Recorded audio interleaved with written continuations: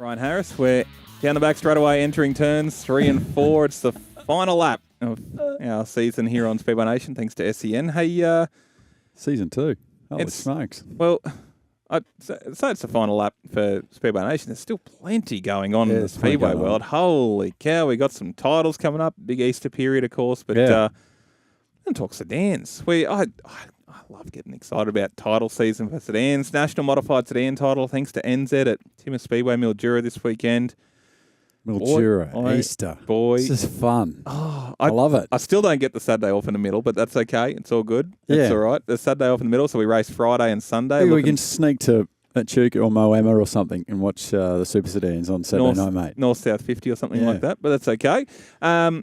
Really, really cool title for the Modifieds. Seldom is there a bad National Modified Sedan title. They're always pretty red hot. But numbers exceeded. Wow. I thought this year, I didn't think they'd get this many. There was 80 cars or something around that number nominated, and I seriously thought there would have been 55 to 60 given the VMPA sort of series numbers, but massive influx of competitors from everywhere, so that's probably more than they expected from Victoria. Yeah. There's a really strong base in Mildura as well of cars that are sort of quasi-Victorian, quasi-South Australian, quasi-New South Wales. They're in that sort of no man's land in the middle.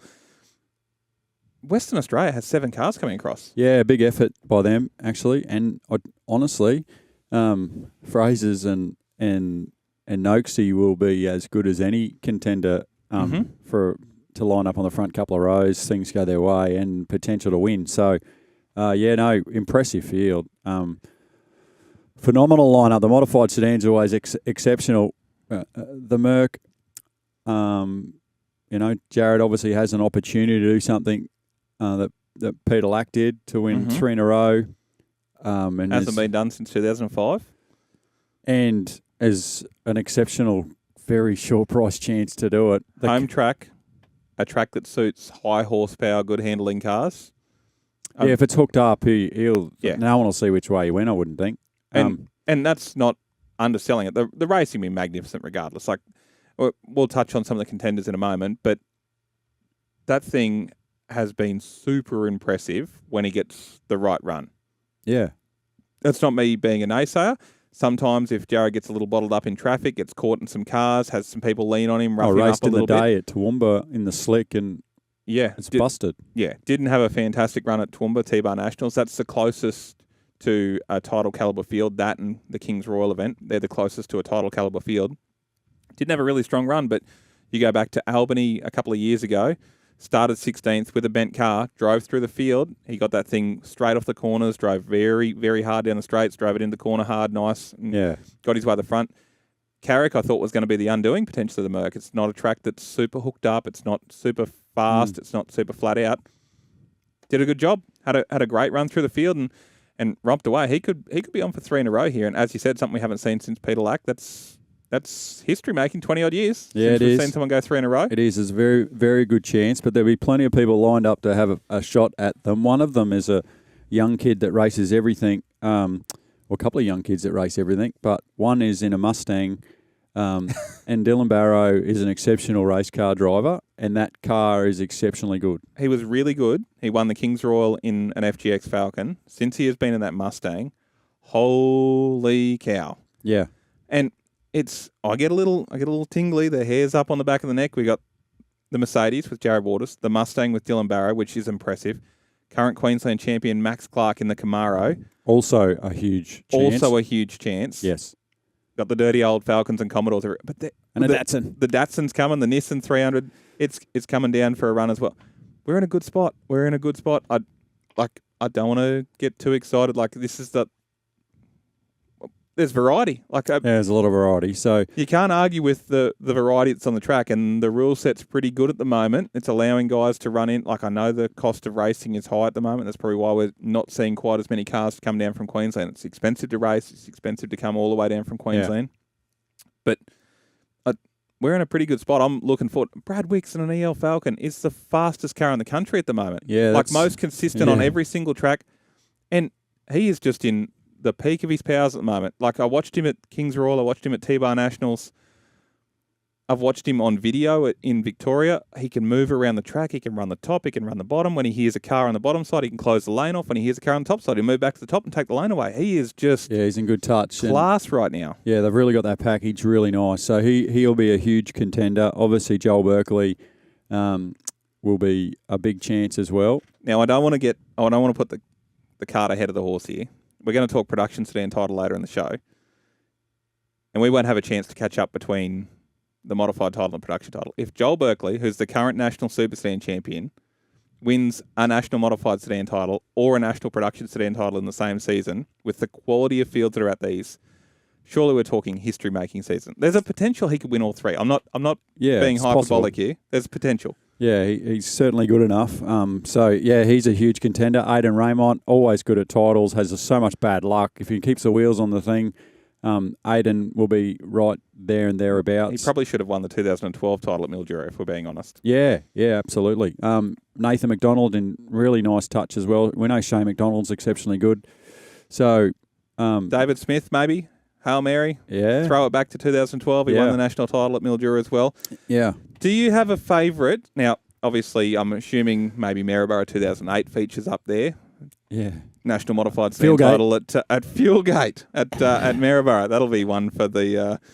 That'll be a reference that only a quarter of the audience will get, Ryan. But obviously, you promoted the 2008 National Modified Sedan Title at Maryborough. You had a hand in, obviously, the running potentially 2019, I believe King Roy was. You're still floating around there and had a hand in that as well.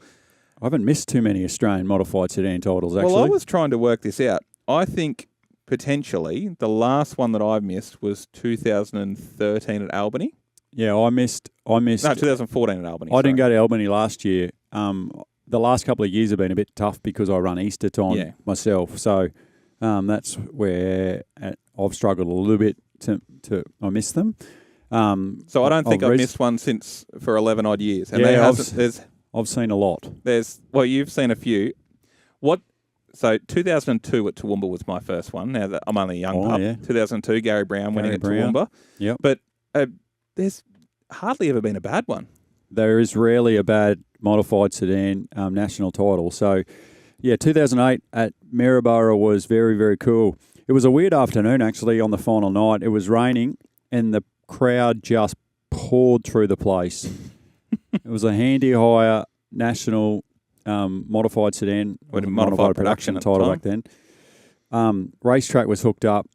It was really nice. It was a cool race. Fuelgate happened, which was the illegal fuel alleged that ended up being talked about back in the Speedway Forum days for a long time when the samples and lids got switched on competitors and then they were arguing whose fuel it actually was. So drama. Todd Doyle went on to win that race. That was really cool, and that was really special for me because that was my real first Australian title that I got to host, sort of running a venue. So that was really fun.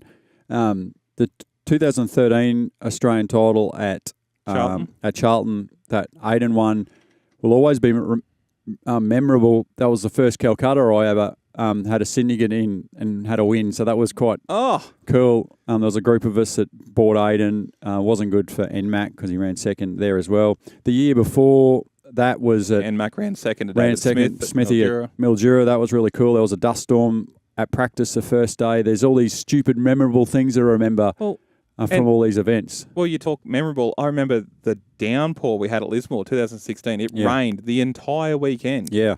We ran the final. We cut a round of heats, which was unprecedented. Cut a round of heats in a national title. We ran the feature on slop. Max Clark and Brett Baxter were just going hammer and tongs. Brett Baxter on the last lap went up in the slop and putt. It was insane. That's right. Well, then I go back before that when Max Clark won there to run the alphabet at Lismore. You commentated that weekend you almost lost your Yeah, lost I did. Your it was nana. Phenomenal. It was glass from the bottom to the top on the second night, and to see a young Max Clark win that on the slick was incredible there. In the heyday, that was like packed Lismore all the time, massive audience. Well, all I remember big hype was Matt Swarbrick in the Truen family car. Yeah. I thought he was going to win it in a car he'd never sat in before the weekend. Yeah, that's right. But yes, so Max Clark went from the C to the B to the A that weekend. Local driver, just... Yeah. And that was his announcement on the scene. Since then, he's been the gun and the man to beat, but he was only a young pup back then. Yeah, and then obviously to see my brother-in-law win in the Datsun at Murray Bridge all those years ago. In the Datsun, Well, I don't wanna duking it out with Brody Boss. Win, then lose, then win, and there was a bit of drama. And, Yeah, a lot of drama that come amazing about race. that. Amazing Yeah, race. those two duked it out exceptionally well, and Brody got up the inside at the end there. And we haven't even touched on Moama in 2022. Yeah. Kai Walters, Brock Atkins, leaning on each other. Kingaroy 2019 was the track was super fast on night one in 2019. We rolled 12, 13 cars or something. Night two, completely different track. Race feature was amazing. Like it was. There hasn't been a dud title realistically in the last 10 years. So who wins this year? I got no idea. I'm not even going to have actually, I'll be brave. Brad Wicks. He's due. He is one of the nicest guys in the sport. He is due. He's got to be on. Yeah. The car's the quickest in the country. They do an amazing job. We've got to talk National Production Sedan Title, which is a week later. Yeah. Now, we're recording this early because we're very busy over the next couple of weeks. Yes. There'll be 100+ cars, surely. Yeah, well, we're just on 100 now, so that'll go north of that, obviously. So huge lineup from everywhere, big interstate contingent again to see, so many Western Australians coming over, so many Victorians come over, massive field of even the southern New South Wales cars coming up, and a big contingent of Queenslanders. Kai Sayer's got a chance to do something that no one's ever done. 3 in a row. In production sedans. And given his experience at Albany and how Toowoomba goes on with radials and being a bit slimy, he's a very good chance to do well there. Kane Richters has been exceptional. Brody Hollingman's been exceptional at Toowoomba this season. And obviously Joel Berkeley's very, very good. Now, we're a little new to the production sedan game. It's been very strong in WA, been very strong in Victoria over recent years. Obviously, we talk Stephen Laidlaw's success, Chris Lack's success, all that sort of stuff down south. We're new to the production sedan game. They were only introduced in Queensland in 2014. I went to the first ever production sedan title at Gympie. That was exciting. The first ever national title held there. 2012, I believe they came in Queensland. Mm-hmm. Street sedans with our state-based class, which was very similar. So they were always very strong. But since the adoption of production sedans in Queensland, they have boomed. It's a bit like street stocks. They've just boomed, take off. Oh, they are. It's a great class. And I remember that Australian title at Gympie. It was a really sort of surreal moment. And the standout for me, and it was probably because of all our state-based guys, that's all good. We're used to our local guys racing. A guy named Mick Hammond came across from WA and nearly won the thing. Had never seen Gympie. And for those that haven't seen Gympie, it's so different to anything else in the country. Remember his Commodore on the chip, mate? Yeah. It was pinging going up the straight the whole weekend. But Noakes has rolled in with the two Sigmas, rolled in there. Belfield was there. And the Tirana. And the Tirana. Like, it was such a cool thing. It was like, wow, this has got something special.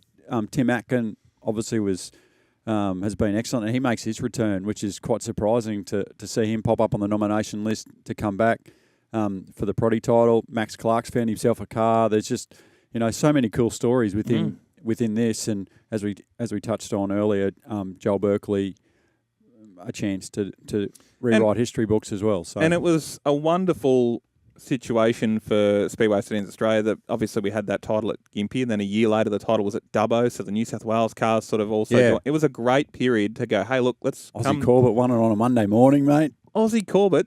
Yes, the Corbett name from sprint car racing. It was a Sunday. It was still a Sunday because I drove back that day. Yeah. But it was 9 a.m. in the morning. It was about -5 degrees at Dubbo because we had a rain out the night before. But like a great period for production sedan racing. I think the thing that stands out to me was obviously after the tragic loss of Brenton Mills, watching Trevor and the family, the Mills 1-2 at their home track at Waganya 2017. I missed my first ever Kings Royal that weekend. I'd been around the Kings Royal for so long, I went, righto, we've got to go to the National Production Sedan title at Waganya. Massively long track, insane track for racing proddies. But went down there, watched the Mills 1-2 and got to be a part of that weekend and watch the crowd come out and appreciate them. And just a big healing moment for the family. Yeah. More of the year before, 2016, watching Stephen Laidlaw, who the week before won the WA title, a Victorian coming in winning the WA title and got booed resoundingly. Didn't he what? And then Massara. He crashed with Massara in the national title final while racing for the lead. I've never heard boos so loud. And this is for a production sedan title at a little tiny town in WA. Well, the Skyline was there. Tim had a terrible one. I think he rolled in the C main. Rolled over in the C main after having problems the whole weekend. So well, it's a great weekend for the Skyline. But just moments stand out from titles. That's what makes titles special. I spoke a few weeks ago about 360 LS title and people getting up in arms about 14. Titles make moments mean more. If it happens at a club show, no one remembers. Yeah. If it happens at a title, it becomes a story because there's something attached to it. There's feeling, there's emotion, there's importance attached to it. Yeah. And I have so many memories, and I've been fortunate enough to go to 50, 60 national sedan titles now in the last 10 years or so. I've got so many memories from national titles because they mean something more than a club show. Yeah, that's exactly right. There's great stories of things that, you look back and smile and you remember a feeling, you remember a song, you remember the weather event, you remember, how cold it was at the Australian or national modified sedan title at Andrew Blackwell and that he won it in Tasmania, and you just remember all these weird, crazy things that what happened. So it only happens at titles, it seems, but they're the ones that stick in your memory. Yeah. It's been wonderful to reminisce. I'm looking forward to the next couple of weeks. Yeah, it's going to be an good. exciting few weeks for Speedway Sedans Australia and their national titles. Modified Sedan title at Mildura. Obviously, Production Sedan title, thanks to Botcher Race Parts at High Tech Oils Toowoomba Speedway. If you can't be there, please join us. But if you can't be there, just join in on Clay. Good idea, It's going to be a ball. We'll come back with the second half of the show in just a moment.